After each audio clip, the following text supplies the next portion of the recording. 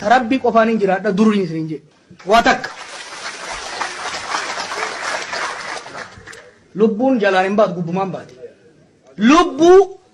lubbuu bishaan nama ta'e duunuuf jecha haqa saba keenyaa gurguranne lubbuu sodaanne maallaqaan bitamne abadan addi irraa hin jiraanne jechuudha. Kanaaf abbaan fedhe waan fedhe yoo kafidu taate Oromiyaa keessaa isin bahu ummata kiyyarraa isa takkan fagaadhu dhugaa ummata keenyaa haqa ummata keenyaa karaa dhugaatiin tarsiimoodhaan qabsaa'uu itti fufna.